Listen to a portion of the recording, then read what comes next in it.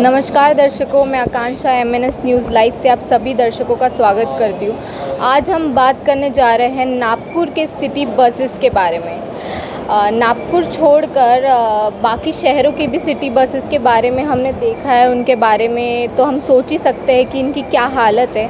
तो आइए जानते हैं कि नागपुर के सिटी बसेस की हालत और प्रवासियों की क्या हालत होती है, उनसे आज बात करते हैं। अमरावती के एक शिक्षक से, तो आप कब से ट्रैवल कर रहे हो? मैम, मैं ट्रैवलिंग तो वैसे नहीं करती हूँ, लेकिन आज कुछ ऐसा हुआ कि मुझे first time public transport use करना पड़ा। मैंने देखा टाइम टेबल के हिसाब से तो गाड़ियाँ आगे पीछे चल ही रही हैं, लेकिन सिर्फ एक चीज़ देखने के लिए बुरी लगी कि इतना बड़ा शहर है, मेट्रो सिटी जिसे कहा जाता है, the second metropolitan after Mumbai और the second capital of Mumbai. इसके बाद आप देखो कि सड़कें भले बड़ी हैं, लेकिन गाड़ियों का जो टर्निंग सेशन है वो बहुत गलत है। यानी अगर कोई आगे या पीछे के चक्के में आ भी जाता है ना, तो यहाँ लोगों का नुकसान है। यानी अगर कोई गार्ड्स यहाँ रहते हैं प्रॉपर मेंटेनेंस के लिए या एक डिस्पोजल के लिए या एंट्री एंड एग्ज़िट के लिए, तो वो ज़्यादा सही रहेगा। अभी तक जितना मेरा 10 मिनट का अनुभव रहा बाहर, जहाँ मैं खुद वेट कर रही थी गाड़ी का, मुझे देखने को मिला है कि गाड़ियाँ बस आ रही हैं, टर्न ले रही हैं, ना आगे देख रही हैं ना पीछे देख रही हैं। इवन यहाँ तक कि सामने सीधे चलने वाला जो ग्राहक है, जो गाड़ियाँ ढूंढ रहा है, वो भी डर के मारे एकदम रोड के साइड क्रॉस हो रहा है।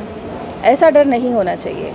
तो क्या आपको लगता है कि नागपुर के ट्रांसपोर्ट की गाड़ियों को थोड़ा अच्छी गाड़ियों में चेंज करना चाहिए कि नहीं? नहीं, देखा जाए तो red buses are the best, public transport is good.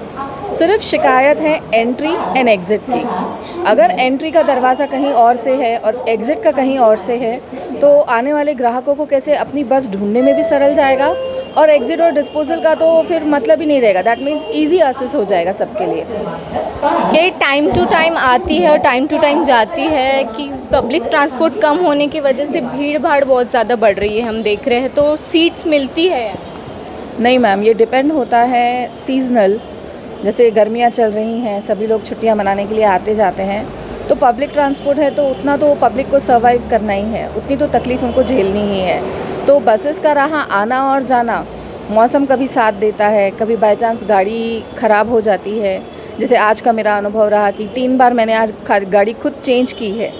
मुझे खुद को सुबह का अनुभव, जो सुबह 7 बजे से मैं निकली थी कहीं, जो मुझे 3 घंटे का मेरा प्रवास था, मैं पहुंची हूं 1:30 बजे। यानी अननेसेसरीली मेरा टाइम भी गया है। इसमें मैं गाड़ियों को तो दोष नहीं दूंगी, लेकिन कहीं हद तक जवाबदार वो हैं भी और नहीं भी। मालूम है कि ये गाड़ी में प्रॉब्लम चल रहा है या चलाते वक्त ये प्रॉब्लम आ सकता है, और उन्हीं प्रवासियों में से कोई होगा ऐसा इमरजेंसी का जिसे कहीं कहाँ पहुँचना होगा।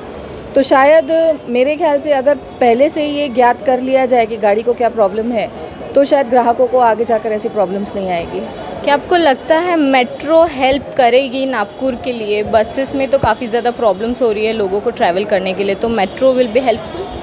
Yes, sure, metro will be helpful. अगर मेट्रोस काम करना स्टार्ट कर देता है ना, मेरे ख्याल से जो पॉपुलेशन, स्पेशली एजुकेटेड पॉपुलेशन बोल दो, जिनको समय से पहुंचना है, मेट्रोस कैसे रहता है, ऑन मार्क ऑन टाइम, सो वो वहाँ पर हेल्पफुल रहेगा उन लोगों के लिए जो स्पेशली स्टूडेंट्स हैं, जॉब ओरिएंटेड वेमेंस हैं या मेल्स हैं, या कहीं कंपनी में पहुंचने वाले स्टूडेंट्स हैं, उनके लिए काफ़ी फलदायक रहेगा। मैं तो रिक्वेस्ट करना चाहूँगी कि जितना जल्दी मेट्रो स्टार्ट हो जाता है, तो शायद हो सकता है नागपुर भी कंपेरेबल आ जाए एज़ कम्पेयर टू दिल्ली। अब स्वच्छता के बारे में अगर हम देखें, तो हम देख रहे हैं यहाँ पे गंदगी तो आप देख ही रहे होगे, तो सिटिंग अरेंजमेंट आप देख ही रहे होगे, इसके बारे में सरकार को तो दोष देना भी चाहिए और नहीं भी, और उसी के साथ ग्राहकों को भी दोष देना चाहिए और नहीं भी। ग्राहक मीन्स इन टर्म्स हम जो टैक्स भरते हैं, अगर यही टैक्स सदुपयोग से हमारी ही व्यवस्था के लिए यूज़ किया जा सकता है, तो क्यों ना सरकार एक प्रयास करे आगे का जाके कि जहां हर एक रिस्पॉन्सिबल हो अपनी जवाबदारी के लिए, और शायद फिर ये थोड़ी थोड़ी नाक-झोंक देखने की ज़रूरत ही ना पड़े। हम देखते हैं कि जो बुज़ुर्ग होते हैं बैठने के लिए आगे, उनके लिए एक सेशन होता है बैठने के लिए, तो वो बराबर से नहीं है, वो भी टूट फूट रहे हैं, हम देख रहे हैं, बट उसके लिए भी सरकार कुछ कर नहीं रही है, तो उसके बारे में क्या? यहाँ तक तो आपने ठीक कहा, लेकिन आज मेरा पर्सनल अनुभव खुद रहा है ऐसे कि जो सीनियर सिटीजन्स बैठे थे, उनसे भी कुछ अमाउंट लिया गया जो गलत है। देखा जाए तो उनकी एज फैक्टर को देखते हुए उन्हें प्राथमिकता सामने दी जाए या कहीं कंफर्टेबल जगह दी जाए, वो तो अपार्टेड दी नहीं, लेकिन कोई भी अगर सीनियर सिटीजनशिप का ये कार्ड यूज़ करता है तो जाहिर है वो उसकी इनकम स्टेटस कम होगी, ऐसा ही है, क्योंकि कोई इस कार्ड का उपयोग ऐसे नहीं करना चाहेगा।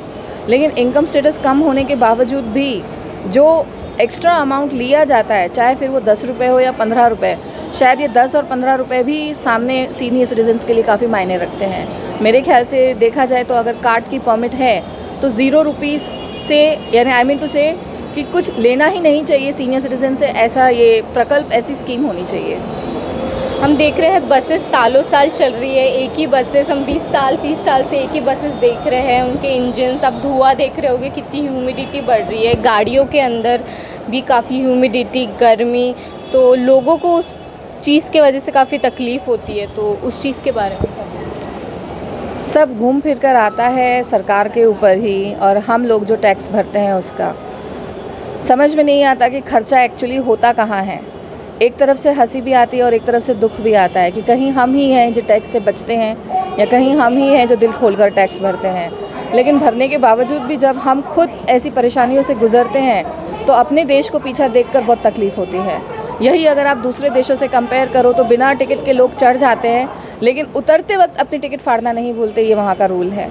तो शायद अगर हर नागरिक ऐसे स्वभाव का रहे, और ये ऐसा स्वभाव तभी आएगा जब सरकार अपनी तरफ से इस प्रकार का इनिशिएटिव दिखाएगी कि वो लोगों के ऊपर, चाहे फिर वो टेक्नोलॉजी बेस हो या उनको समाधान देने का ये हो या और कोई साधन हो जिससे सामने वाले कस्टमर को कोई तकलीफ़ ना हो। अगर ऐसा सरकार कोई प्रकल्प निकालती है तो श्योर लोगों का भरोसा तो वो जीतेगी ही, और दिल खोलकर लोग फिर सामने आएंगे भी कि जो प्रॉब्लम सरकार को जा रही है और जो प्रॉब्लम लोगों को जा रही है कहीं वो रिलेटेड है टैक्स से इनडायरेक्टली। ग्रीन बसेस के बारे में अगर हम देखें तो 4 साल पहले नितिन गडकरी जी ने ग्रीन बसेस निकाली थी, तो आपने ट्रैवल किया है उस पर, आपका कुछ एक्सपीरियंस रहा है? नहीं, नितिन गडकरी जी की ये स्कीम्स के या ग्रीन बसेस का मैंने कभी यूज़ नहीं किया है, कोई आइडिया नहीं है। I don't comment also. तो थैंक्स फॉर योर इंटरव्यू, आपके टाइम के लिए बहुत बहुत शुक्रिया। कैमरामैन यश के साथ MNS न्यूज़ लाइव, नमस्कार।